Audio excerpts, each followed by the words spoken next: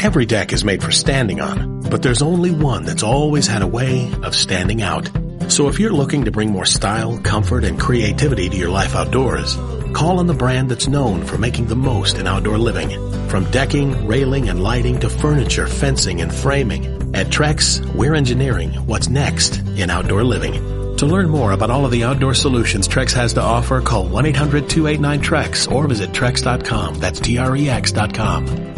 This is Adnan Burke in for Trey today. It's Golic and Wingo on ESPN Radio and ESPN News, as always, presented by Progressive Insurance. All of our phone guests on the Shell Pennzoil Performance Line. Good morning to you, Mike. Good to see you. Good morning, Adnan. Good to see you. I thought, first off, that was Hal. That was really Trey. Trey's name is Hal, calling in, talking about the Masters, which is a real stunner. Right. I thought it was very cool. Last night I saw you doing SportsCenter at 6 o'clock with Kevin Nagandi. Right. And the Open, you said you guys, that's the first time you guys have worked together in 6 years. Yeah, it's crazy. You know, I hadn't done any SportsCenters in over 3 years. You've done every other show on this network the last 3 years except for SportsCenter. Exactly. And then, so they're like, hey, let's go ahead and cash it in and get them all out of the way, huh? Return to my roots, check another box, and obviously Kevin's great. Hadn't seen him in a long time, but it was a blast yesterday. I appreciate you watching because we were coming off that Masters coverage, and it was just a fun sports day, man. There's something about April. That's a great conversation. Yeah. But what's the better sports month? April, October. This is why this month you can make a convincing case, because yesterday the drama of the Masters was awesome. Yeah, the Masters, coming down to the end of the NBA season with all that's going on in the Western Conference, if you're 4 through 10, you know, and where you may end up, the injuries that are affecting the Celtics, which we'll get into, hockey going on, especially in college, that we are going to get into.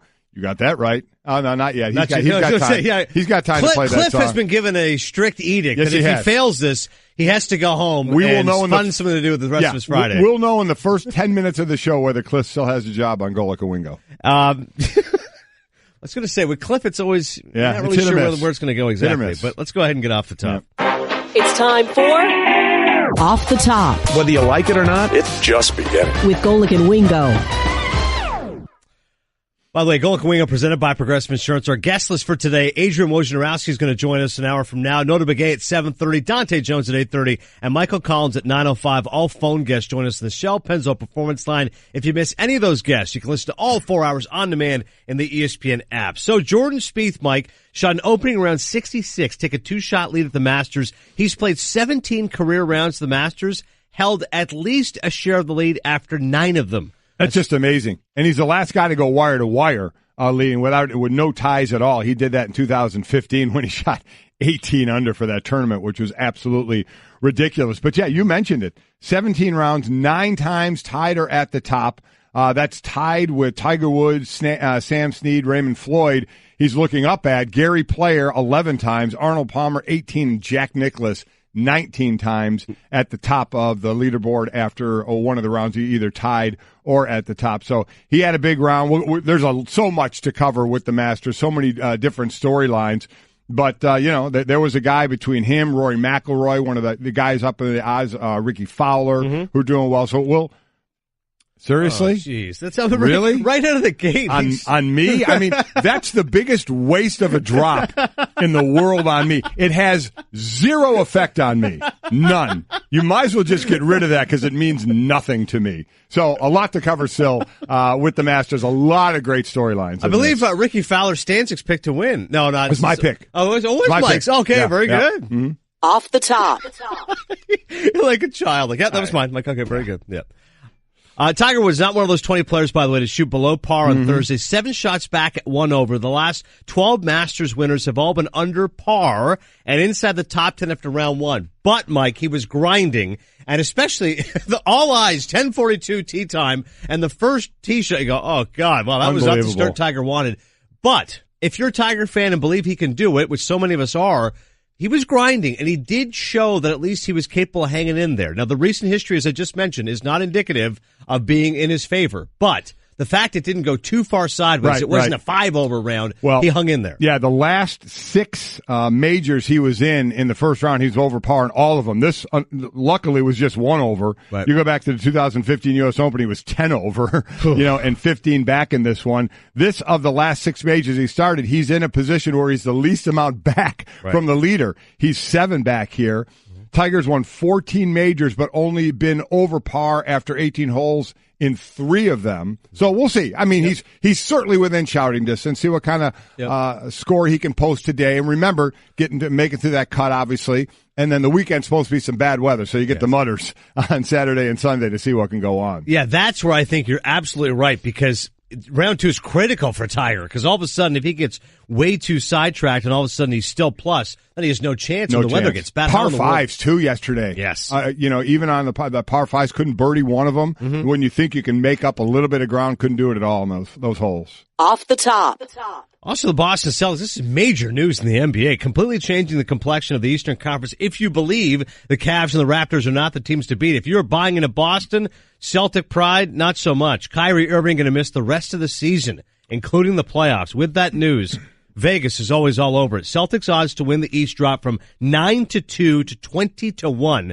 And how about this, Mike? Odds to win the finals, according to Westgate, Las Vegas Sportsbook, 20-1 to 80-1. Well, I mean, you look at this team when they open up against the Cavaliers, and that's the big thing, the big trade that went on, and then Gordon Hayward destroys his ankle. Sitting there looking at his foot facing the wrong way. You're like, oh, okay, they're done. Yep. They go on an incredible run, and you're like, wow, okay. Right. Boy, not only this year, but look at what this team in the future when they get Hayward back. Mm-hmm. But then Kyrie starts to miss a little bit of time. March 24th, not that long ago, gets that tension wire removed from his knee. Now, again, tomorrow he goes in for the screws coming out of the patella tendon that he had worked on. You worry about infection, and we'll have Adrian Wojnarowski in here to discuss that. But now it's kind of like what we thought back at the beginning of the year when you lost Hayward. Then they really kind of surprised us. So I think now they're back to what we thought from the beginning of the year. Boy, this is a team to look for in the future. If they can all stay healthy, what they could have. Now the only problem, though, with Kyrie Irving, he's not an old player,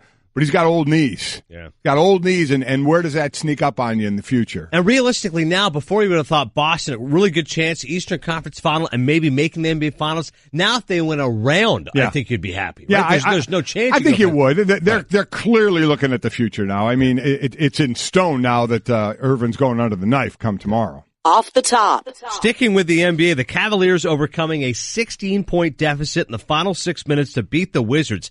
This is amazing. The largest comeback in the final 6 minutes of LeBron James's career. Let that sink in. Cleveland a half-game lead over the Sixers in the race for the 3 seed in the Eastern Conference. According to BPI, the Cavs will have a 96% chance to earn the 3 seed with the win, while the Sixers were the slight favorite for the 3 seed if they win. So this game is critical, and who would have thought Philadelphia, they could be a 50-win team this year, but for Cleveland, welcome back also to Ty Lue. He'd missed 9 games with some health concerns, better exercise, better diet, so those chest pains hopefully have been eased for good, and Cleveland wins and makes their coach a lot happier. Yeah, I mean, that's obviously with Lue the most important thing about life outside of basketball, even though his life is basketball, living that healthy life. But what a game last night. Again, LeBron checked back into the game with 7:48 left in the fourth quarter, and the Cavs were trailing by 14. They outscored their opponent then, 32-14 over the rest of the game. Big win for them. And like you mentioned with the Sixers, without Joel Embiid. Yeah.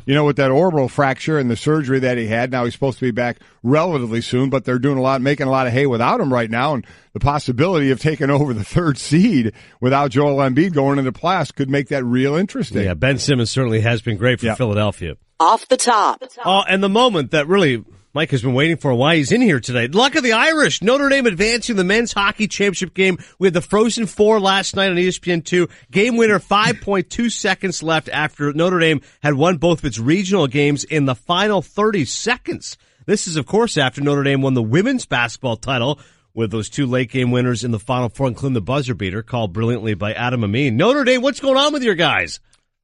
Thank you, Cliff. You've saved your job. Woo! Go Irish! Are you kidding me? I mean, what they've done has been amazing. It's their 5th straight postseason game where they scored in the final minute or overtime. When they were in Bridgeport here, I went to the game against Providence. The game before that against Michigan Tech, they scored a late goal to go into overtime, and they won it against Providence. They scored a goal with 27 seconds left in regulation to win it, and now they do it against Michigan in a game where Michigan scored with about 5 minutes to go to tie it up 3-3, and then they start a rush. Cam Morrison has got the puck with about 10 seconds to go, and there's Jake Evans going right down the center. Morrison takes it almost to the net, dishes a beautiful pass to Evans, puts it right in the 5-hole, and Notre Dame gets the win. They were in the finals one other year. I think it was in 2008 against BC, and BC won that one. Mm-hmm. So Notre Dame goes on to the finals. Again, as you mentioned, the women won in basketball. Their fencing squad has won its 10th national championship this year as well. Nice, yeah, right. Notre Dame's a fencing school, by the way. And then also they'll play. Let's give a little love to the other team that's going to be in the finals, even though I'm rooting for Notre Dame. Minnesota Duluth scored 2 quick ones on Ohio State, and then ended up holding off Ohio State and won that one 2-1. So Saturday it'll be Notre Dame against Minnesota Duluth for the College Hockey National Championship. John Buccigross is always all over. He does a great job last night. Dave Starman, Sean Ritson, all those guys are great. Good coverage last night of the Frozen Four. All right, Cliff, you can stay. Good job, Cliff. Brought the heat. Yeah. All right, we'll get to Jordan Spieth in just a second, but of course, Tiger Woods. Let's talk further about him and his performance at the Masters. Honestly, like I said, Mike, out of the gate did not look good. 6 straight major he's opened with a round over par. Yeah. He's 7 shots off the lead. That's the largest 18-hole deficit he's overcome in a Masters win. He came back from 7 down in 2005. But everyone believes with Tiger there's a chance. And listen to what he said. He did feel confident he was able to battle back, despite the fact it clearly was not his day. You know, it was interesting. It was up and down for me today. I had some opportunities to make some birdies and didn't do it. I played the par 5s very sloppily today. I played them even par. And, that was the difference in the round. I played those even just halfway decent, 2 under par. I'm under par for the day. Yeah, he felt he played, his game was better than his score. But, when you're not making up any hay at all on your par 5s, it makes it a little tougher. Yep. There's no doubt about that. But, the driver definitely got him into trouble a few times. And Andy North doubt. had said that, Mike. He goes, what's going to be the biggest club for him? It's his driver. Because it's like the touch is still there. He can save, and he can still have some great putts. And we saw that yesterday. But if the driver's erratic, watch out. For perspective, in 2005 when he won, he opened with a 74 plus 2. And then the Friday, he came roaring back to earth with a 66. So he's going to have a score in the 60s today to really kind of put himself back in this tournament. 20 players under par in the opening round. That was 4 Masters winners and 7 major winners. And to reiterate, the bad weather is coming. So if you're Jordan Spieth right now, you feel great. Race out to an early lead and then just hope you can hold on. Yeah, let's see what goes on today, where the scores end up, because you look at Tiger overall in the Masters. I mean, his best day is normally on like a Saturday. If you look at some of his best score, I think it's Saturday, then Thursday, or Friday, then Sunday of how he's done. Thursday is by far been the worst day for him, and he got out of it 7 back, so he dug himself a little bit of a hole, but let's see where it can go today. And let's see, as you mentioned, a lot of the other star power and power of winning Masters and other majors that are in front of him right now and vying for the lead. Jordan Spieth was in the zone, making 5 birdies in a row in the back 9 in the zone, brought to you by AutoZone. Get in the zone, AutoZone. Here's what Spieth had to say after a sensational opening round. I know on each hole there's a place to hit it, and then there's a place to hit it again, and I know that you can miss it in a place and be okay, and I know you can't miss it in another place and you'll be in trouble. So it was just about trying to take it hole by hole. It was very present today. And that's very important going forward, is to be very present. I've gotten ahead of myself in years where I haven't won. I've gotten ahead of myself in the year that I did win, and had to draw back and draw myself back. And, it's only human to do that, I think. And it's just about, maintaining that same. It's just a really stiff focus. Part of the beauty of golf, Mike, is just it's such a great psychological grind. And if you're able to get in that flow, nothing can disrupt that rhythm. And you saw that with Spieth. When he was making birdie after birdie after birdie, you say, man, this is why he's so good at Augusta, because once he finds that rhythm, it felt like he's unstoppable. It's not even him against the other players. It's him against the course, and the course he's dominating and feels so comfortable. And at this point, as you said, Tiger's 7 back. Of course he can make a run. Other guys can do it. But when Spieth is rolling, forget about it. 5 straight birdies. That's his personal best in a major. Yeah. Listen, when he's on, you start what he's doing at the young age, you start looking at comparisons to Tiger. And again, only one player in the last 40 years has gone wire to wire without ties to win the Masters, and that was Spieth.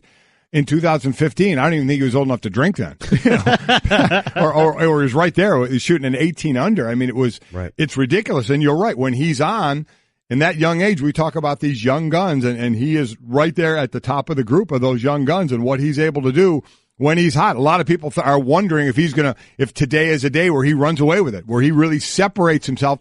And It's tough to think he can do that, especially with the bad weather coming up this weekend, to see just what that can do. And I was about to say, back-to-back days, it's tough to get that strong, to have that kind of a run yesterday and do it again the next day. But he's played the Masters 4 times. He's been in the final group on Sunday all 4 times. That's amazing. He's a 3-time major champion. Andy North does a great job on our coverage. Here's why Spieth does so well at Augusta National. I think you understand his intelligence listening to talk about how he tries to play this golf course, putting it from A to B to B to C, that type of play.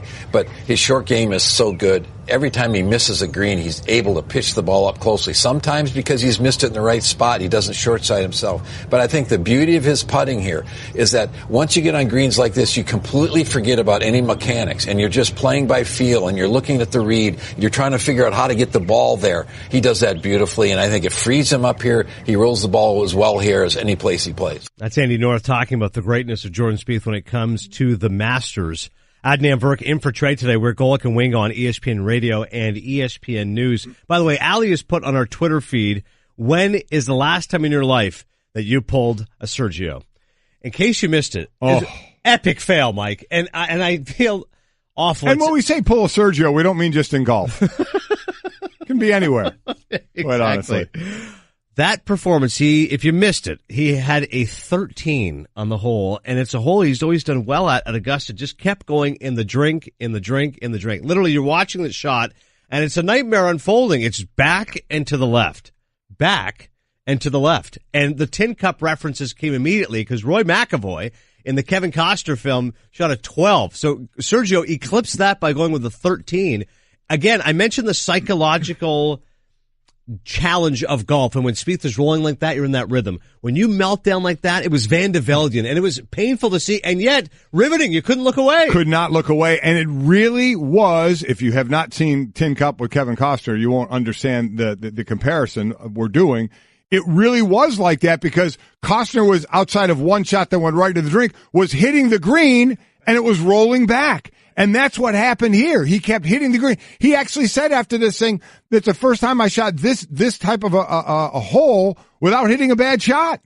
He was hitting the shot. He was putting it right there on the green. Mm-hmm. But then you would hear them say, just go deep on the green. Just be safe. But every time he knocked in the drink and he's losing 2 strokes, he's going, I'm sure he's thinking, wait a minute, I got to get it close to putt out of this thing to get out of this. I can't play it safe because I'm going to lose a couple of more strokes because I'm going to have a longer putt. I still need to dial it in. I get what he was thinking. Okay, it goes into the drink. Yeah. Man, all right. Now I got to make up these strokes. I can't play this safe. I got to put it right there. And he kept trying.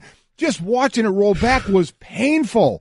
There was one time where he started walking toward the green like, okay, this one's staying on. Right, I'll will it to happen. And he had to stop. And everyone just, at that point, you're going, no, I was waiting for him to cut to just like in Tin Cup, cut to the trailer with the director in it, go, no, he can't be doing this again. And then Andy North's bringing up the fact that I don't want to be comical about this, but there's, you only have 6, some people only have 6, golf balls in their bag. Oh. Remember in Tin Cup, this is your last one, right. You're disqualified. You started thinking of all those references and couldn't believe it. Yeah, and what was even crazier is the 15th hole, Firethorn, Sergio 31 under par in 66 tries. That's his best hole at Augusta. Crazy. Right? It's one thing if you go, this has always caused me problems in my career. I always get a little bit hesitant. I get a little squeamish. No, I dominate this hole, and then he completely falls apart. After that 13, he's now 23 under par in 67 tries at the 15th hole. Here's Sergio try to make some sense of it. I don't know. It's the first time in my career where I make a 13 without missing a shot. Simple as that. I felt like I hit a lot of good shots, and unfortunately the ball just didn't want to stop. I don't know. It's one of those things. So it's just unfortunate, but it's what it is. Oh, you saw it. I don't think I need to describe it. So it's not the first time it's been there. So it's not new. But with the firmness of the greens and everything, it felt like the ball was going to stop, and unfortunately, for whatever reason, it didn't want to. Again, you just wondered, go deep. Just play it safe and go deep, get on the green and get off this hole, because it's killing you right now. But as I said, I get the thought process of, no, these are good shots I'm hitting. Plus, I need to get out of this. I got to stop the bleeding. And the better shot I hit, if I can just, get up and down here, I'm going to help myself at least by a stroke, and he needs all he can get. Turns out now he's sitting, 15 back. He'd have to have an unbelievable round today. And then, remember, I was tweeting this out. I was doing the Tin Cup reference thinking, early exit and all that, and I completely forgot. Someone reminded me, he's got to be there Sunday. Yeah. He's got to put the jacket on the winner. The defending Masters what do you do? champion. And I honestly don't know this. You don't make the cut. You hang around for those 2 days? You go somewhere and then come back? Go somewhere and come back. Quick trip to Atlanta. As I said, you go into the tourism shack in Augusta and you see what there is to do around the city? I mean, what are you doing? Pick up some souvenirs, just wander around. And that was really, some guy got really mad at me yesterday on Twitter. I was like, wait, on Twitter someone got mad at me? Yeah, I know, stunner. I was just like, dude, man, you got to drink a beer a hole today. Bring out a fan to caddy. Right. Let him have some fun or whatever. And some guy, of course, gave me do you know what the Masters means in Augusta? Talk to your partner Trey about how how pompous reverent this is, and you're making a mockery out of him. Like, I am at this point. I feel bad for the guy, but what are you going to do now? Think of humiliating moments in sports and what could compare to a 13. I think field goal kickers, it's painful, right? 27-yarder, Blair Walsh, chip shot misses it, fine. Baseball, a guy's in a bad drought, missing strike. Like free throws in the NBA, missing it. But there's nothing quite like a meltdown in golf. I remember Van de Velde in 99 at the British Open. It was incredible. He's taking his socks off and was like, what is he doing? You can literally see the fragile psyche of an athlete unraveling before your eyes. And this was shot, same shot. The same shot over and over and over and over again. It was incredible.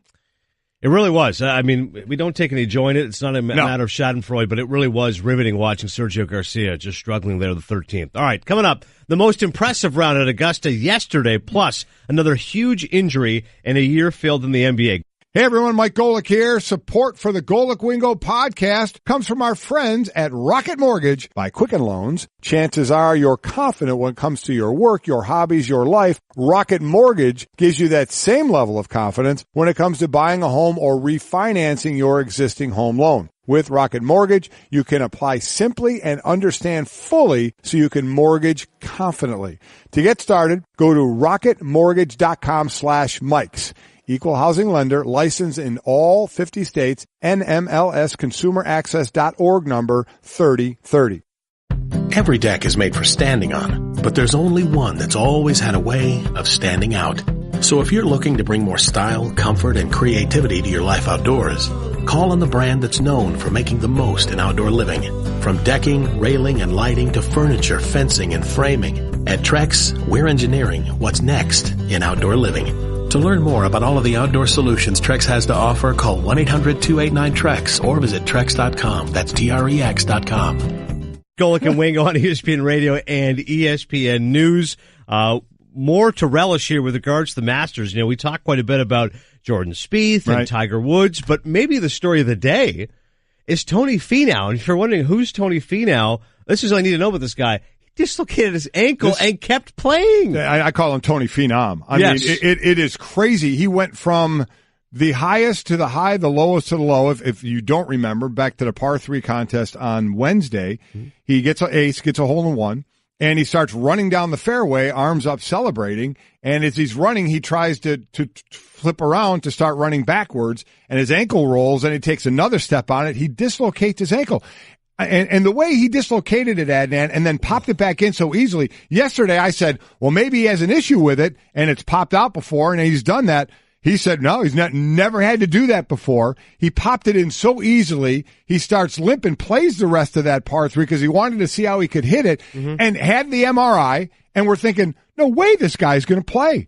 No way he's going to play. Not only did he play, he is second to Jordan Spieth. He is tied with Matt Kuchar 4 under, and Spieth is at 6 under. It is incredible. Dude shot a 68 after popping back in his own dislocated ankle the day before. It's amazing. 100%. It would have been one of the stories of the day just that he kept playing. Yes. The fact he played so well. Actually, the best previous 18-hole position in a major, tied for 4th at the Open in 2016. He finished tied for 18th that week. But the opening round 68 matching the best first round by a Masters rookie in the last 15 years. Seriously. I imagine with 9 years in the NFL, you suffered every injury. Yeah. Dislocated ankle, you had it? Never had a dislocated ankle. But no. anything dislocated, very painful. When people pop that finger back in, that's not easy. Done that. Popped my own finger in, popped other people's finger. That's yes. Yeah. And that ain't an ankle. Right. I mean, that you want to talk about a big joint in the ankle.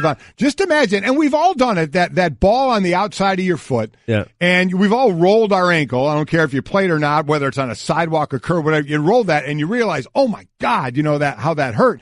He popped it out, and that's where he pushed it back in. I mean, just amazing. And you know what else was incredible to me? He finished his round yesterday, and you would think he's got to be unbelievably sore, so he's got to go to treatment right away. He went to the driving range and was practicing more before he started doing treatment.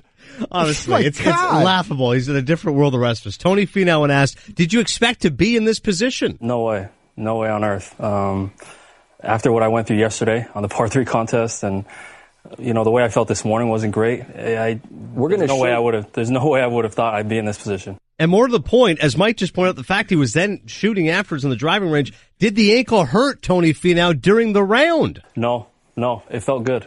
It did. I think maybe it was a little bit of adrenaline, and I probably, it was mind over matter for me. When I played, I told myself, we're going to think our way through this golf course. I've been preparing. Let's try not to think about the ankle and just see how it plays out. And it seemed like each hole, and as we progressed in the round, I felt better and better and stopped thinking about it pretty much totally. It was hard too because people kept reminding me of it while I was playing, but I felt like I did a pretty good job of just masking that it even happened. I mean, at some point you have to wonder, is you're going to see him limping more? A lot of times it's that next day, but he played the next day. He's getting treatment like crazy. I'm sure he got treatment last night. Waking up has got to be tough. Now he's going to play at 9:36 this morning, so he doesn't have any longer to kind of to warm it up or whatever he can do to it.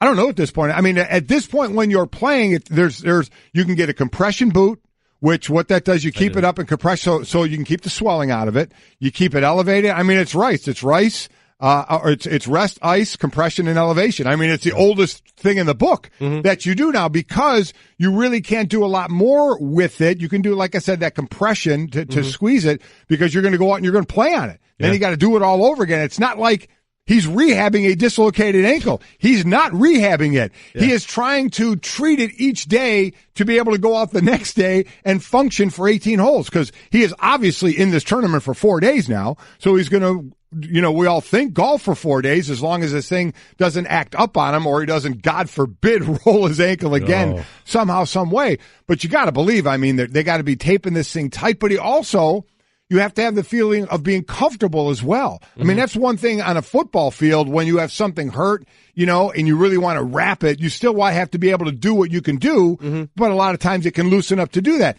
And then, listen, I have no idea. Listen, I took a needle for everything in the NFL. I have no idea. Could he do that for pain? Does that help? I have no idea if he's doing that or not. I don't know. I'm just amazed at what he's been able to do, but each morning he's going to be sore. There's no doubt about it. And then you have to aggressively treat it. Again, not rehab it. The rehab will come after this tournament is over. He is just treating it because, gang, he's going out there each day and it's not healing at all. Because he is continuing to walk on it. When you dislocate something, imagine, okay, he popped it back in, but everything around it stretched out. Possibly something maybe even tore a little bit, but supposedly the MRI was fine. So just really stretched things out. So, I mean, he's got some healing that's going to have to come up. And I'm telling you, the healing ain't happening in the next few days. Yeah, for now we know Tony Finau has a great pain threshold. Yes, he does. And I'm with you wondering what happens the next morning. I thought in that moment, maybe the adrenaline takes over. As an athlete, you grind it out and do it. And then once you realize the enormity of what you've done, you just collapse and go, my God, please, my ankle, I can't do this. Yeah. Or as you said, the next morning it wakes it's up. Like a balloon. Blow up on Yeah. But you're right. Rice is the oldest method of the book. A lot of ice and grind through it. And now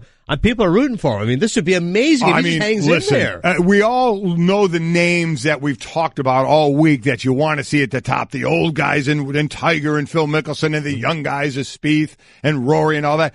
Tony Finau has put himself right in to that conversation of, man, how cool would this be, if he were competing here at the end like he is right now? All right, that is the story when it comes to the Masters. Golic and Wingo on ESPN Radio and ESPN News. Adrian Wojnarowski going to join us at the top of the hour for the full NBA breakdown. But just to reiterate, Kyrie Irving is done for the season. This is obviously a calamitous blow now to the Boston Celtics and their chances of trying to go deep. Stephen A. Smith, when asked what happens to Boston's chances in the playoffs. Well, they virtually plummet. I mean, they're relatively non-existent as far as I'm concerned. I wouldn't be surprised at all if they were knocked out in the first round, whether it's by the Washington Wizards or the Milwaukee Bucks. They simply don't have the offensive firepower to get it done. Virtually plummet, or just plummet. There you go. Relatively non-existent. They are non-existent. Or non-existent, yeah. They're just not going to do it. You don't need to couch anything now. Boston's done, all right? Celtic pride, Celtic sigh. That's it. I mean, yeah, listen, I heard Tracy McGrady, I imagine it was on the jump, or was it on the jump? Tracy McGrady saying, I think they could still maybe get by the first. I mean. Maybe. That's it. Even if it does, I mean, they're not going anywhere. They're just not. It's a shame, but I think a lot of people thought that when Hayward went down in the first game. Correct. But they really did surprise a lot of people. Without Kyrie, come on. You get a star athlete lose. It's always about depth, right? Yeah, you can do it absolutely. for a short period of time. The Eagles proved that. Carson Wentz goes down. Nick Foles, in a limited amount of time, was still able to excel, and they won a Super Bowl. It was amazing. Over the course of a season, though, you lose two key cogs, you have no chance, not gonna especially happen. in the NBA. But I'm going to tell you, Celtic fans, I love what Danny Ainge is doing there, and y'all should be ecstatic at your future there. Because I don't think a lot of people felt, maybe you got a little bit wide-eyed and thought, oh, well, maybe this year, look at the way they're playing, even without Gordon. Is Gordon going to come back? Look at, he's out there jogging, he's shooting. And Brad Stevens would put that to rest, say he's not coming back this year. Yep. And that's a smart thing to do. There's no need to rush him back.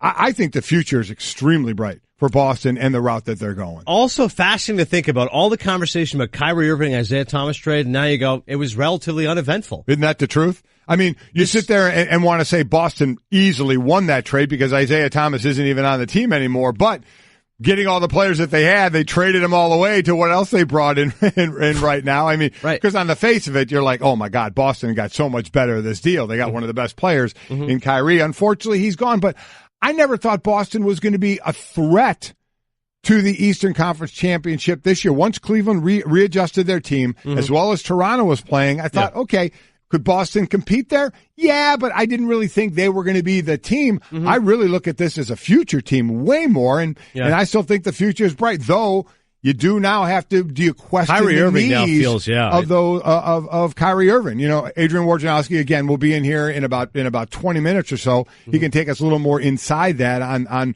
really not so much now. We know what's going on now with the surgeries, but what does it mean for the future? Yeah, it's definitely going to be a conversation that will be had by many with regards to what happens now for the Celtics.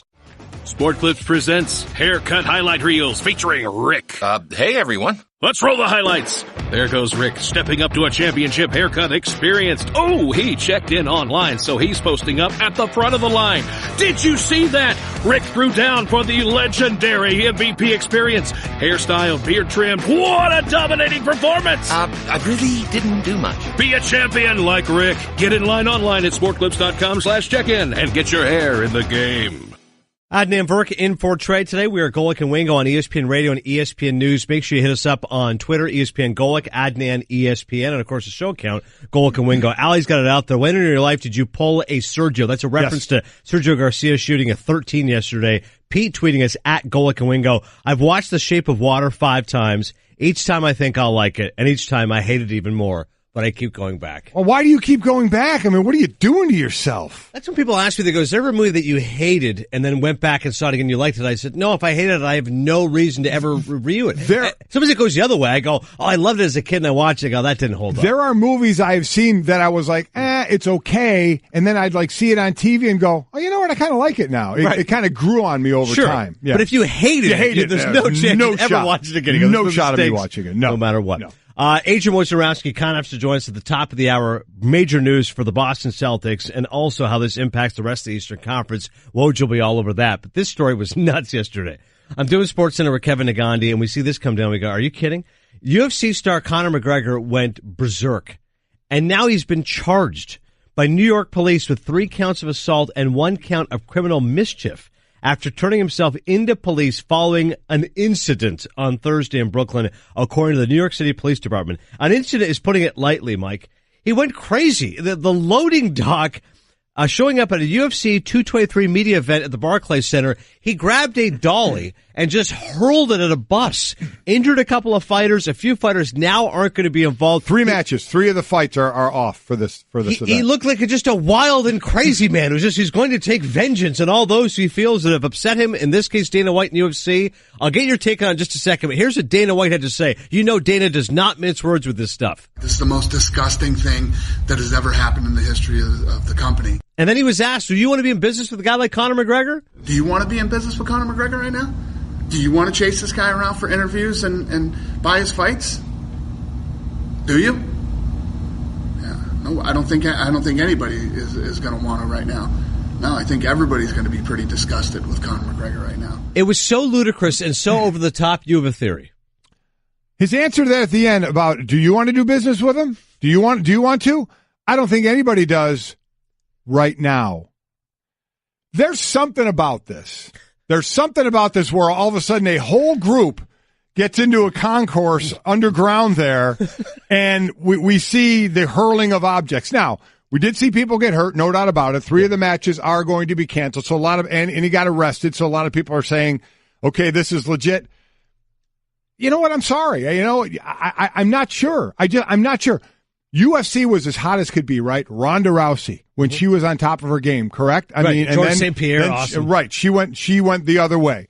And then Conor McGregor, has brought it to light as much as anybody by mixing that in boxing with the Mayweather, and he got his big payday. I had said he's never fighting in UFC again. It was all about he was going to again, and then now maybe he won't. But you know what's kind of been out of the limelight? The UFC has kind of been on the limelight. They were out of the limelight because this was a boxing match with Mayweather. Mm-hmm. We talked about Conor McGregor, and some UFC. Right. And we're not talking about it at all. We're talking, there's way more interest in boxing, right? Mm-hmm. Alvarez and Triple G and what's going on there. You're looking for the Joshua and Wilder fight at some point. Boxing's made a comeback boxing now, and nothing about MMA and the UFC. Mm-hmm. So I'm sorry. It gives me pause to wonder, was there a little bit of setup in this going on to kind of bring it back to the light and make McGregor that bad guy again? His mouth can get him into trouble at times. We've seen him throw a water bottle. Maybe it's like, a water bottle's not going to do it this time. We're going to need to dolly through a window of something. And I don't know. This is just my opinion. There may be a lot of people out there saying I'm nuts. No, I think there's more that agree with you, Mike. I'm sorry. The UFC to me has kind of disappeared. So it is not out of the realm that you would set something up a la WWE, in doing some kind of show to help market an event. Because this grabbed headlines. People were watching. If you see the video, you can't look away. It's incredible how mad he is. And I keep laughing. Again, not like a conspiracy theorist, but imagining afterwards Dana calling him saying, hey, that was good. It was a little much. Like, hey, the next time, just turn it down from 11. But pretty good. Hey, we got the message across, right? Don't injure our guys next time. Yeah. But hey, it was on SportsCenter. It was in the A's, coming out of the Masters coverage. I don't know. Do you think that? I mean, I don't part know. of me, yes. A part of me sees that and go, yes, I feel like there's more than just Conor McGregor going crazy. Yeah, I don't know if I'm ready to say I completely think it was a hoax, but I'm certainly not ready to say, oh, that was legit all the way. I think there's some question there. Dude getting cuts all over the face. So that obviously was not cool. And one of the fighters did it again. 3 of the bouts had to be canceled for Saturday. Good point from producer Dan Stanczyk. Stealing headlines from the WWE the week of WrestleMania. Oh, that's right. And after WWE stole your girl Ronda Rousey from the UFC. All about time travel. Yeah. Wow. That was incredible, by the way. Yeah, well, yeah. Just a tangent. We tweeted it from the show account. I had not seen the show that day. I'm like, what is this about? Yeah. She could have helped you out. We know what you meant. Well, I think we all understand. It was a poorly asked question. I'll grant you that, but I think we knew where it was going. Yeah, so, exactly. yeah, I'm still out on this one. Everyone in the neighborhood knew about Bobby. Bobby, the basketball boy, they called him. Bobby wanted to go pro someday, so he was always out in the driveway shooting hoops. But one day, his mom came out and told him, "Hey, your wife wants you to take out the trash?" His mom was visiting, and Bobby was a grown man. He had kind of missed his window. Plus, no one had ever seen him actually make a basket. But on the other hand, Bobby had heard how Geico could save him money on car insurance, so he switched and saved. So it was... Every deck is made for standing on, but there's only one that's always had a way of standing out. So if you're looking to bring more style, comfort, and creativity to your life outdoors, call on the brand that's known for making the most in outdoor living. From decking, railing, and lighting to furniture, fencing, and framing, at Trex, we're engineering what's next in outdoor living. To learn more about all of the outdoor solutions Trex has to offer, call 1-800-289-TREX or visit Trex.com. That's Trex.com. Adrian Wojnarowski going to join us momentarily. First of all, though, here is what is trending. The Masters, of course, we're all over it here at ESPN. Jordan Spieth leading after shooting a 666 yesterday. Tony Finau and Matt Kuchar 2 shots back. Tiger Woods trails by 7 strokes at +1. He's tied for 29th. He begins his second round at 1:27 Eastern today. Yeah, so for Spieth, I mean, what a round he had, again, shooting 6 under. Only one player in the past 40 years has gone wire to wire without ties to win the Masters, and that was Spieth in 2015. He has now led of the 17 rounds he's played at Augusta. He's led or tied at the top of the leaderboard in 9 of those rounds. And for Tiger, you know, the issue with him, the driver got him into trouble. 4 par 5s, he parred them all. Couldn't make up any ground there at all. He felt he shot better than what his score was. Jordan Spieth shot well, and Tony Finau, I call him Tony Phenom, after dislocating his ankle Wednesday, to shoot a 4 under and be tied for second has been incredible. So looking forward to some more fireworks today. We'll have all the round 2 coverage on ESPN. Celtics announcing that Kyrie Irving will miss the rest of the season, including the playoffs, with a knee injury. And with that news, Boston's odds to win the NBA Finals plummet 20-1 to 80-1, according to the Westgate Las Vegas Sportsbook. Celtics will be no lower than the 2 seed in the East. But now you have to think, Mike, for those teams jockeying at the bottom half of the East, they're saying, hey, I want that 7th spot. Let's get Boston. Yeah, and listen, Boston, I didn't think they were going to be this team that was going to vie for a Eastern Conference title anyway, right? But I do love their future. I've said it at the time when they got Hayward and what Danny Ainge had been doing. I love what's going forward. But again, and we'll get more with Woj on this, with Kyrie, the 24th, got that tension wire removed out of his knee. He's going to get the screws taken out, hardware taken out. I know some of that feeling very, very well, but he needs to go on and play professional basketball. So that's really the future. Are those old knees now on a young player. Also, this is kind of out of nowhere, Mike, but I do want to get some baseball in here. Got the right page now, don't you? I do, yeah. Thanks. James Paxton was standing alone and left at Target Field in Minnesota, the Mariners pitcher. He's taking a break from warm-up throws. This is unreal. A bald eagle brought in for a flight over the playing field apparently became confused. Rather than soaring to the mound, the bird's path went towards Paxton, causing him to jerk his body backward to avoid being grazed. And then the eagle, named Challenger, landed in the grass before circling back, finding a perch on his right shoulder. Like a true Canadian, though, he was unfazed. We love wildlife. We have no issues. Can I just say, I love watching the eagle fly around during the national anthem. It's one of the coolest things, right? Yeah. It is so neat to watch. But then when it gets by a human, you don't realize how friggin' big the eagle is. Yeah. And then he's landing on someone it's not supposed to be near. The amount of credit I give for Paxton for not peeing in his pants, man. I mean, seriously. For not being flustered. That dude, his feet didn't move. He turned his shoulders to avoid it one time, right. Ducked down another time. The eagle landed on his right shoulder. He didn't move. I cannot believe how he handled that, how most people would have lost their mind if an eagle was coming by him. And Justin Page, our researcher, grabbed the numbers for me. I believe he pitched quite well in the game. I don't know the numbers off the top of my head, but I saw the numbers afterwards. Unflappable, not only with the bald eagle, but once he went on the mound, he's like, yeah, no problem. That was incredible. That was an incredible thing by him. And the eagle, I mean, that's just, what a bird that is. It's incredible. I tell you, Paxton's Canadian. It's just a nice all right. Seriously? All right. What was he singing a little AC/DC in his head or something there to get him through the moment? Just showing a tough guy he is. All right. Speaking of tough guys, I know Woj will react the same way. ESPN NBA insider Adrian Wojnarowski joining us in studio, giving the Straight Talk, brought to you by Straight Talk Wireless, best phones, best networks, no contracts. I'm assuming, Woj, you've had no issue with wildlife ever. And landing on you? You would not have reacted like James Paxton, like the rest of us. You would have run. I would have showed no poise at all. I can't. I would imagine most people wouldn't, right? I mean, I think, though, it's also in your head, like, everyone's watching you, too. That's got to be in your head, like, okay, the whole stadium's watching me. I'm going to just try to act as cool as I think the first thing... If you were alone in your backyard, maybe it'd be different. But I still think the first thing going through my mind is going to be, this thing is going to hurt me. You know, these talons are going to cut me, and it's not supposed to be here, and it's going to realize it's not supposed to be here, and I may be the recipient of some bad things, but that was really cool by him. And didn't affect his performance. 5 innings, 4 hits, couple of earned runs, 7 strikeouts. Not bad. More Eagles for James Paxton. Get your adrenaline going a little bit, huh? Exactly. Yeah. To the NBA we go, Woj. You're our NBA insider over all things from the league, and you report the fact Kyrie Irving done for the season due to his left knee. What prompted the Celtics brass to say, enough's enough, let's shut this down? Well, they saw a number of specialists, Irving did, and the first procedure, which was going to be the 3 to 6 weeks, was taking out what's called a tension wire. He had, when he broke his kneecap in 2015 in the finals, he had that tension wire put in and then a couple screws put in the knee. And so they took the tension wire out. And initially, he felt better. The irritation and the pain he had been feeling during the season, I'm told, Irving, that was alleviated and that was a positive. But those screws, whenever you have some hardware in your your knee, it creates bacteria and it created an infection. And that can become obviously very dangerous. So they decided to take the screws out, which now turns it into a 4 or 5 month recovery. But what the Celtics are encouraged about and what Irving's camp's encouraged about is that the knee, the structure of the knee, it's healed. There's no damage to that knee from 2015.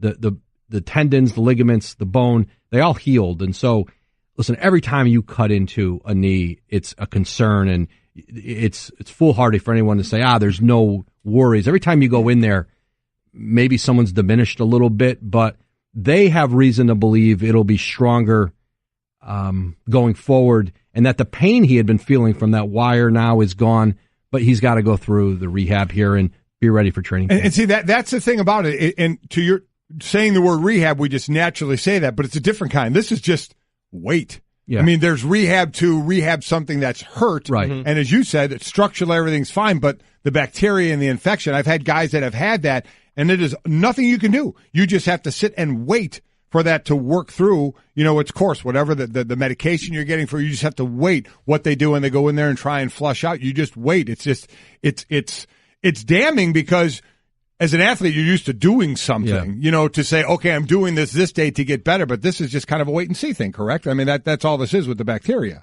That's it. And like I said, they had it, they wanted to get in now and do it. And, there's risk of waiting. There's risk, and especially once you have an infection, that's it. Like they had to go in and clean that up. And so, they're hopeful. They're hopeful that they'll have, both he and Gordon Hayward will be ready to roll in training camp in the fall, and Boston again will be a favorite. And then they've used this season to develop Jason Tatum, Jaylen Brown. You've seen the growth of their young players. They've developed players all over this roster, and then you insert back in 2 All-Stars, and Boston, by rights will probably be the favorite next year, although Philly's going to be pretty good.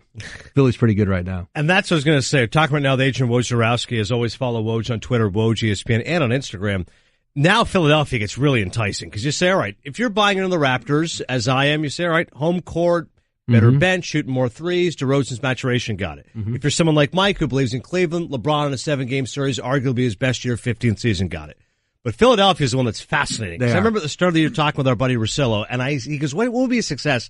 I said, if they're around 500, pretty good. 42-40, it'll be great. They could be a 50-win team, Woj, and doing it without Embiid. Yep. Simmons has been unbelievable. Like, I don't know if there's a more fascinating team coming out of the East than Philadelphia. And really, really tough at home. And think about this. Every night, I was talking to a Western Conference GM yesterday about this, and one of the teams, jockeying here in the West to get in the playoffs. Every single night in the West has playoff implications. That Denver win last night against Minnesota, huge for them.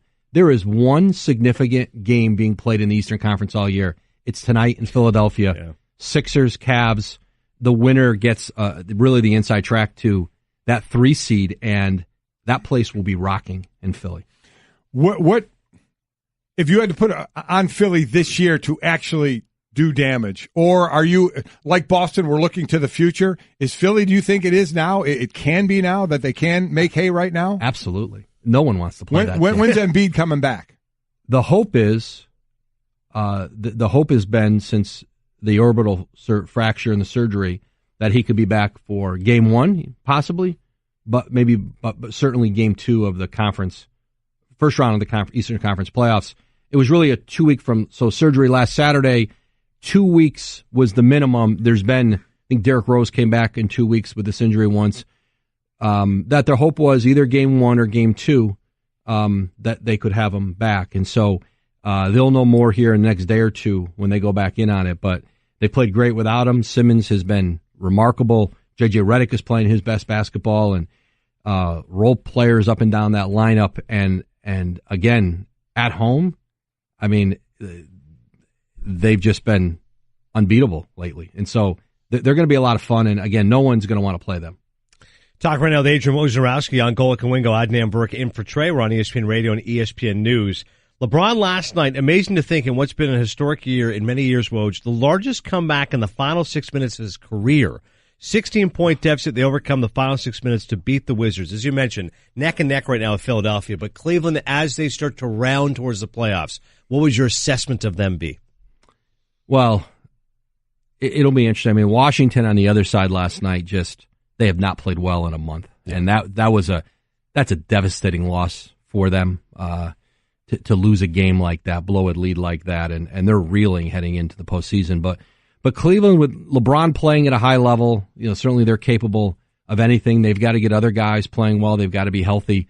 Ty Lue coming back. They played very well with Larry Drew. I think won 9 of 10 with him, and I think that was important for their confidence, for Ty Lue's confidence, to get a win in that first game. But they're still, listen, absolutely, you can still make a case that they're the prohibitive favorite in the East until somebody beats them, until in a big game 6, a big game 7, someone's going to outplay LeBron. In the moment of truth, Toronto, there's a hurdle Toronto has to get over with them. There's no question there's a mental hurdle. Game 1's going to be critical for them, right? Because they're going to get this 1 seed, which I believe. They've lost 9 of these through the years. That's the problem. That raucous crowd, Woj, everyone's in. It's like all of a sudden, like, Kyle goes 3 for 14 and struggles, if that hypothetically, and then DeRozan shoots too much, and then all of a sudden you lose game 1, and now it's oh no, are we going to be down 0-2 going? Right. And that hangs over that until Toronto wins one, and I think for Toronto it's so important for them to start playing from ahead in the postseason, especially if it's they're going to be in a 1-8 series. Yeah. But whoever they have at 8 is going to be capable. They have some players, whether it's Milwaukee, Washington, who haven't played great, but still both have stars that can keep them around in a series. And I think it's key, sorry, Mike, if Dwayne Casey does use that bench, right? Take that pressure off DeMar and Kyle, as he's done all year, to alleviate that strain. Well, and that's been important with Kyle. They've asked less of Kyle Lowry this year. DeMar's had a tremendous season, his best, and they want to, they developed their young players. Masai Ujiri's done a great job of, without much salary cap space the last few years, of improving that roster with veterans and young players. And their second unit really can wreak havoc. Fred VanVleet has been tremendous. So I think it will be important for them to get contributions all up and down, because in the past they have relied so much on Kyle, so much on DeMar, and they felt like they were a more balanced team. His scoring went down this year. His minutes went down, and they won more games than ever. So that, I think, taking that burden off of Lowry is important for them, especially when they get deeper into the playoffs. Yeah, that's all great talk about Toronto. Let's role play. I'm from Cleveland. You're you're Canadian. So here's what I say to you. Sit down, little brother. All right, let's move on. You come at the king, you best not this, right? Let's go to the West. We see the race from 4 through 10 out there. Let's on Oklahoma City for a second and Russell Westbrook. They're sitting in the 6th slot, 1 game away from 4, 1 game away from being out almost here. Russell Westbrook can average a triple-double again. And this year with a player who's closer to him in scoring than Paul George. Last year he averaged 31, Oladipo 15. This year he's averaging, I think, 26, and Paul George 21. So he had to share the ball a little more, yet he still may average a triple-double. And we're not talking about it like we talked about last year, and I get it because it hasn't happened since 62. But is it more impressive this year than last year or not, averaging the triple-double? I don't know. Well, last year certainly he Carmelo hasn't played great this season for them, and Paul George has struggled here as of late. He talked about his shot the other day. It's impressive at any point. The triple-double has become, I think we've become a little more numb to it because we're seeing a lot of guys putting up those numbers. Right. It's the game's faster. There's more possessions, and so you've seen the growth of it around a lot. But he's been great this year, and I think for them, you've seen Oklahoma City play up to their competition a lot. They played Golden State really well. They played Houston well. at times. And you've seen them play down. And again, they're a team in the West nobody wants to play. Like, you just, in a series, he can carry them. Russell can. But that race is fascinating. And what Denver's done to get back into it, they haven't had Gary Harris, who's really been one of their best couple players this year. They hope to get him back soon. You get Gary Harris back here and get into the playoffs, and the Nuggets are a really dangerous team. Those Western Conference playoffs are going to be a blast. Yeah, amazing to think right now. Utah at 4, and then you go Spurs, Thunder, Pelicans, T-Wolves, the Nuggets, and Clippers. All those teams separated by 4 think games. about the possibility of Minnesota dropping out of the playoffs. Out of the playoffs. From where, they felt like a 3 seed early, a couple months ago. That's a 3 seed in the West. And they haven't been 13 years in a row. They haven't been in. They're trying to break a lot of pressure. And they look Jimmy Butler back. Butler looks like he's ready to come back, right. but it may take him a little bit to get integrated back in. But I think for even losing Butler for as long as they have, with the talent they have, they should be in the playoffs. Yeah, that would be an awfully big blow. I felt like this was coach speak. Woj, Steve Kerr last night said, I'm embarrassed. I know this game doesn't mean anything in the seeding, but the playoffs start next week. It was an embarrassing effort, a pathetic effort. The reason I mentioned the coach speak, it just felt a little much. And then I liked about Kevin Durant. I don't think most star players can do this. He kind of just publicly disagreed with his coach because, no, there wasn't anything embarrassing about it. Like, we lost. Yeah, okay, we should have won. But, I know what he's doing. Basically, I know what Kerr's doing, trying to push some buttons, but we're fine. It'll be interesting for Golden State. They've treated this regular season. Now, they've had a lot of injuries, but there's hope in Golden State. They're hoping that these guys are going to be able to turn it on because Houston has been wildly consistent all season. And, certainly they want to be healthy. Steph Curry may not be around for that first round series, but we saw a couple years ago when Steph had a relatively similar knee injury, this one's a little less severe. He was not himself in those playoffs when Cleveland stole that championship or won that championship. Yeah. And so, Golden State to me at their best is still better than everybody else at theirs. But, I think there is concern there about, can we just flip the switch here and be what we've been? Because they haven't been that consistently this year. Then there's the San Antonio Spurs. Now, as a team, they're in that bunch of teams trying for positioning in the playoffs or even to be in the playoffs, as Greg Popovich looks longingly at New York, wondering when Kawhi, if he'll ever come back. So that, to me, is the more important question. Nobody expects anything out of them this year, even if they make the playoffs. Kawhi Leonard's got, 1 year and $21 million or something left on that deal. Will he be with San Antonio next year? It's unclear. I mean, they're going to be in position to offer him a $219 million extension. That's the supermax. Right. And no one else can pay him that in free agency in 19. So if San Antonio makes that offer and offers him that, and he says, I don't want to sign that, then I think they have a decision to make. If he does not come back and play this season, does San Antonio offer that extension when he hasn't played, when there's clearly a disconnect there? There's a lot of questions to be answered. I don't think it's a certainty, but listen, I think San Antonio is going to continue to do everything they can to work with Leonard and find a way to go forward with him. But there's some things that are going to have to happen when this season's over for them to reconnect and for them, to feel comfortable offering that contract. And then if they do and he doesn't accept it, well, what's the message to them is then do we need to look at a trade? Talk That'd with be a Adrian. big message. Yeah, absolutely. Last one here for you, Woj. I love, they always give us these, like a bio of you here. So, it says born in Bristol, Connecticut, 1991, St. Bonaventure graduate. Yeah. And I wanted to publicly say to you, congrats on the Bonnies and how generous you were. $3,200 you paid, I believe was the amount. Maybe it was more money. But to get people from St. Bonaventure, to get the players there and graduates there, the fact that they made the NCAA tournament was a very magnanimous gesture by you. How $10,000 it was. Sorry, excuse me. I was giving you short shrift. Way to go. Right. How great was it? I mean, people understand how important one's alma mater is to them. For you, how great was it to see the Bonnies back in it? Oh, I went to Dayton for that game. It was UCLA. Like there are freshman classes at UCLA bigger than our whole school, right? We have 1,650 students. Like there's freshman psych, halls bigger. Yeah. So for a little school like St. Bonaventure to beat UCLA in the NCAA tournament, like, it doesn't get any better than that. That's so cool. I had a blast. We had a blast. I was proud of him. Oh, that's Good a for neat you. thing. Woj, ESPN, as always, you can follow him. Thanks Woj. Thanks, guys. Appreciate it. Coming up next, Tiger Woods, 7 shots off the lead. What number will he have to shoot today to get back in it? We'll ask his former Stanford teammate, Notah Begay, next. Hey everyone, Mike Golic here. Support for the Golic Wingo podcast comes from our friends at Rocket Mortgage by Quicken Loans. Chances are you're confident when it comes to your work, your hobbies, your life. Rocket Mortgage gives you that same level of confidence when it comes to buying a home or refinancing your existing home loan. With Rocket Mortgage, you can apply simply and understand fully so you can mortgage confidently. To get started, go to rocketmortgage.com/Mikes. Equal housing lender, licensed in all 50 states, NMLSconsumeraccess.org number 3030.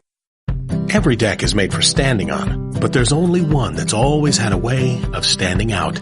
So if you're looking to bring more style, comfort, and creativity to your life outdoors, call on the brand that's known for making the most in outdoor living.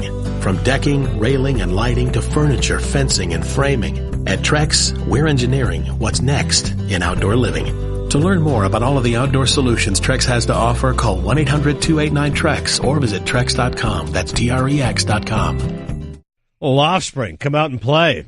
Adnan Verk in for Trey today. We're Golic and Wingo on ESPN Radio and ESPN News, presented by Progressive Insurance. All of our phone guests on the Shell Pennzoil Performance Line.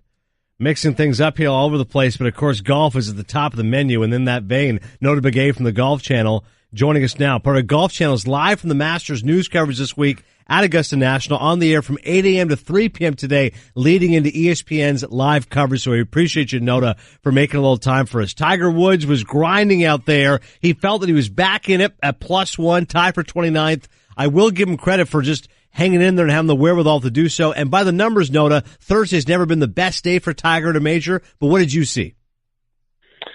Well, it just came down to sort of something I predicted early in the week, and the question marks were basically surrounding the performance of his driving. And was it going to be an advantage like it was for many other players in the field, or was it going to be something that he was going to have to overcome? And yesterday, for a better part of some of the more challenging holes, it presented some major problems for him.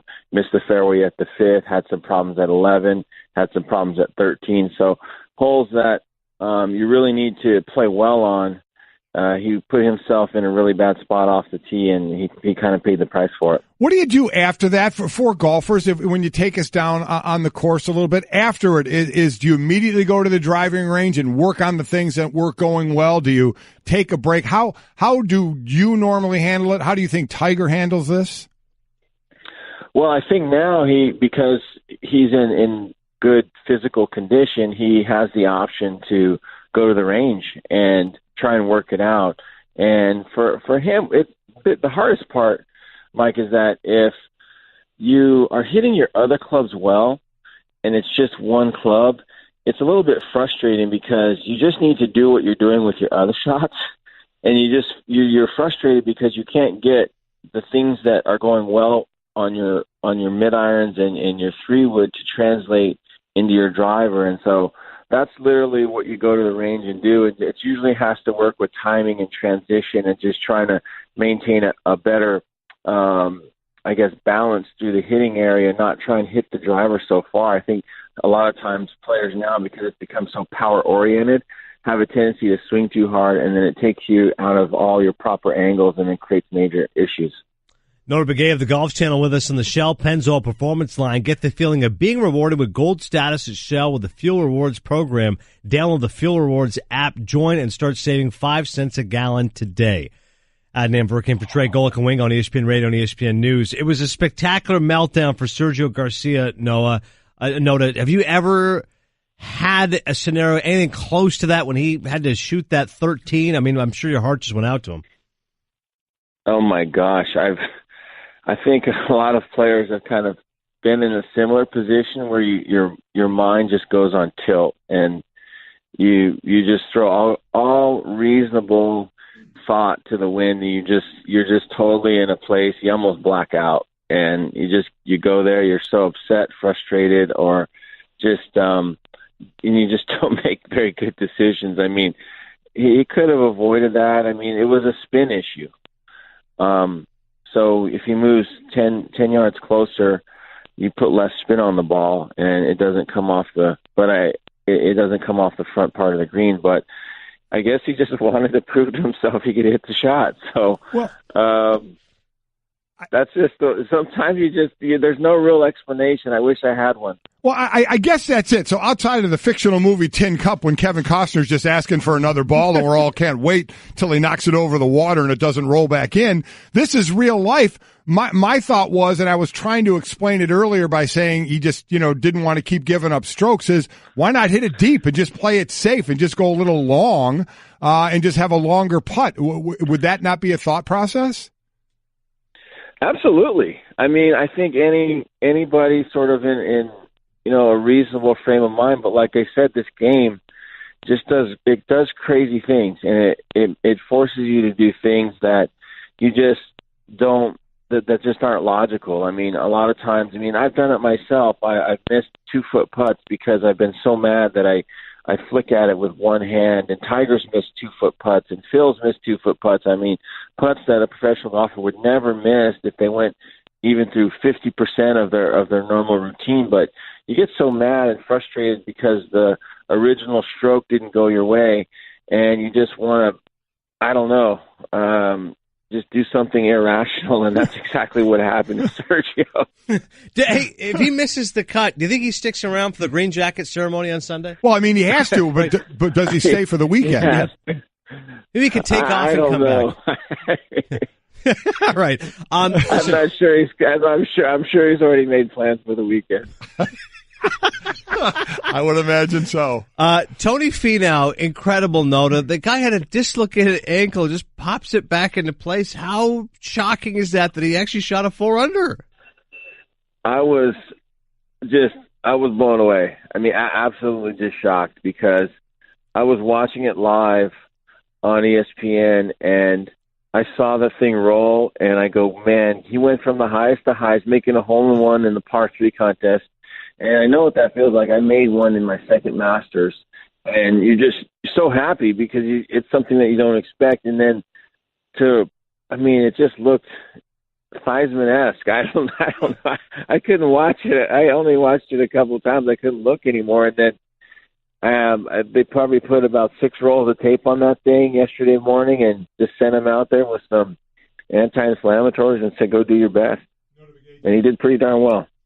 Notah Begay joining us from the Golf Channel on the Shell Pennzoil Performance Line. What is the worst injury that you ever played through that you thought, I don't know if I can play through this, but I'm going to try? I was playing on the European Tour in the Italian Open in Milan, and I had about a 5-millimeter herniation in my disc and my L4, L5 disc, and it hurt every time to tee the ball up and get the ball out of the hole. And every swing I made, I don't know if you ever seen that pitching movie or baseball movie, For Love of the Game, where Kevin Costner, Billy Chappell says, okay, this is going to hurt. And he throws the pitch anyway. Well, every swing I told myself, this is going to hurt. And unfortunately, when you're hurt, usually you take more shots. And I took about, 74 shots that day, and every single one of them hurt and sent a shockwave down my spine. But, a lot of players play through injuries, and Tony said in his post-round comments yesterday that he had to focus a little bit more on every shot because he had to think through how it was going to affect the stability and the impact area as he worked his way onto his left side. And a lot of times in golf, when you are forced to stay in the moment, and sometimes it's injuries, sometimes it's other things that force you to stay focused like that, you actually play better. And, for a first-time participant to go out there and put out a round like that is absolutely remarkable. And Jordan Spieth, once again, was remarkable. We're talking with Notah Begay of the Golf Channel, part of the Golf Channel's coverage. Why is he so good at Augusta National, Notah? Well, he understands the greens. He knows how to hit shots. I think that's one of the things that really goes unnoticed and is very undervalued here, is that you see the players, like the modern players, Phil Mickelson and Tiger Woods. Well, Through their era, they were two of only a handful of players that were comfortable working the ball left to right and right to left in any situation.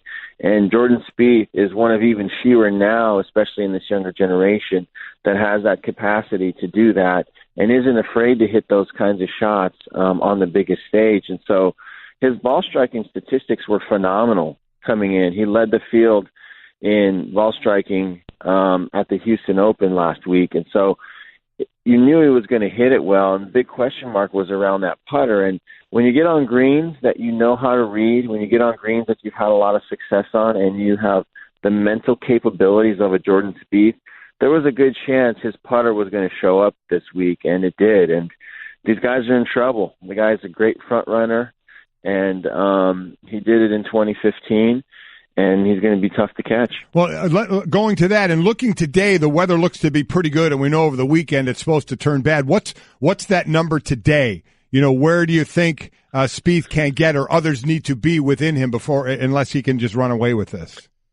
Well, in the last 10 years, the furthest back an eventual winner has been after the first round was 10th place. And that was in 2013. Adam Scott was in 10th position after the first round.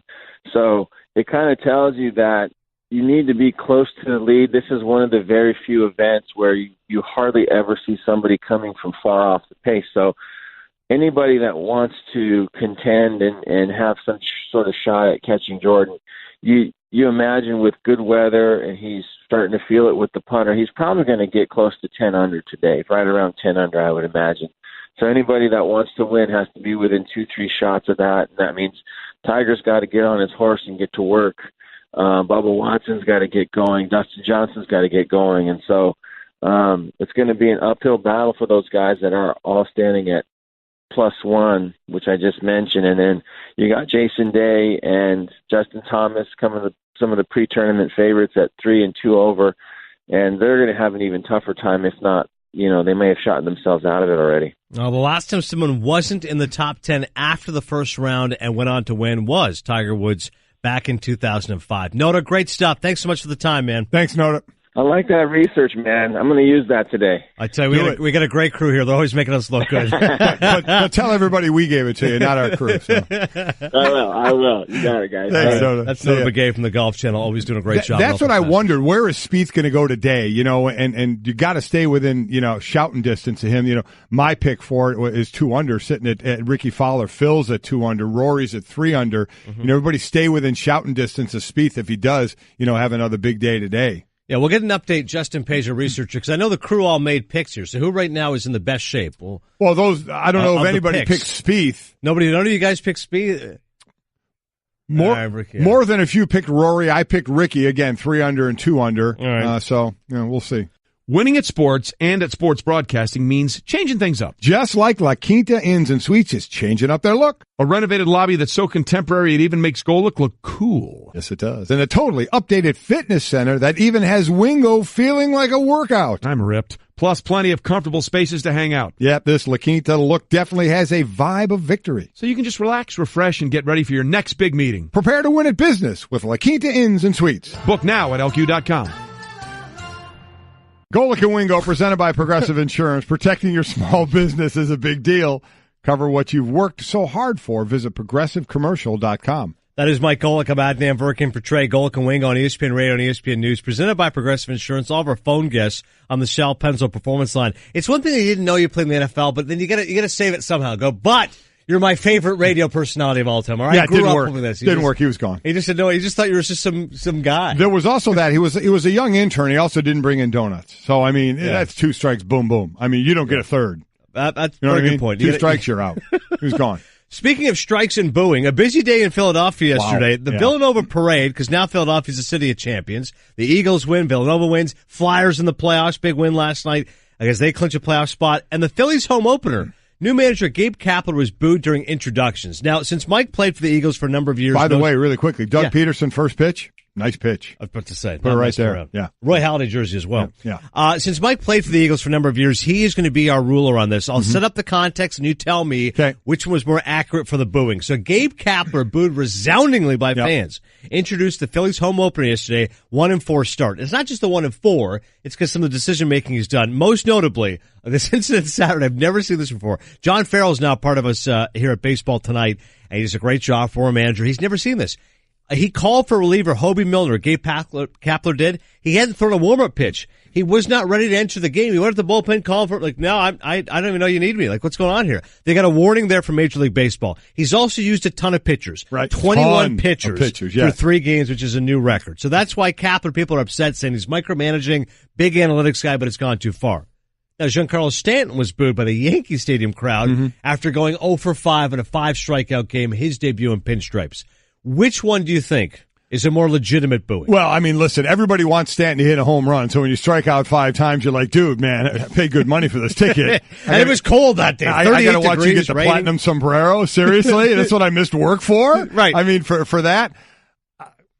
Philly, I mean, that's part of every day in Philly getting booed. It's just a matter of what for. But Philly, they just, they don't like the start. They don't like the fact of all the micromanaging, again, the analytics type of a view. Right. So I wasn't stunned at all. I was not stunned at all that they booed him there. And I think they booed Stanton more out of frustration because they wanted to see the home runs, which they saw in the next game. Expectations are so high. Yeah, well, they saw the next game from him, Judge, and Sanchez. Right. And I think in Philly, I think the boos were a little more real. I think the boos were more real in Philly for, you know what, it's early, but man, we don't like what you're doing here. We don't like the way you're doing it. With Stanton, I just think it was that day of, come on, dude, connect on one. Right. Give me a foul ball home run. Give more me frustration. Something. Right. Yes. This is genuine venom already. Philly, I think it was venomous boos without question. Yeah, and you're right. It's one thing if performance is lacking. I mean, people get annoyed and get frustrated, but if you're well-liked, they'll give you time and space, etc. But if you upset them, if you anger them, then it comes out, especially in Philadelphia. And I think that happened in Philly. I do think they're not long for him. And he's not going to get a lot of benefit of the doubt, especially if they keep losing. Right. That's just going to keep on going and going and going. Where Stanton, I mean, he may not hit 59, but he'll probably be hitting the 40s unless he gets into the 50s again. He's going to put on that show. He's going to strike out as well, but you're going to get your long balls out of him, for sure. So I think that was frustration. I think Philly was absolute, you know what? We don't like what's happening here. We're not sure if it's going to get better, and we don't like what you're doing. Cliff, you hate Gabe Kapler. You were booing wherever you were yesterday. Is that correct? Yeah, see? Yeah, he was. I can't believe that Cliff is part of this now. Cliff, for crying out loud! Yeah. All right, so booed during introductions. Go figure. Coming up, not a great start for Tiger. Is he out of it already? Plus, the most impressive round of the day at Augusta, and it wasn't by Jordan Spieth. Adnan Burke in for Trey. Golic and Wingo, ESPN Radio. Next, you're holding up the line, ma'am. What did you say? You're next in line for the water slide, ma'am. Feet forward and enjoy the ride. Okay, dearie, this does look fun. You melted me. I've melted. The Wicked Witch of the West on a water slide? Surprising. What's not surprising? How much you could save by switching to Geico. See what you've done. Oh! Geico. 15 minutes could save you 15%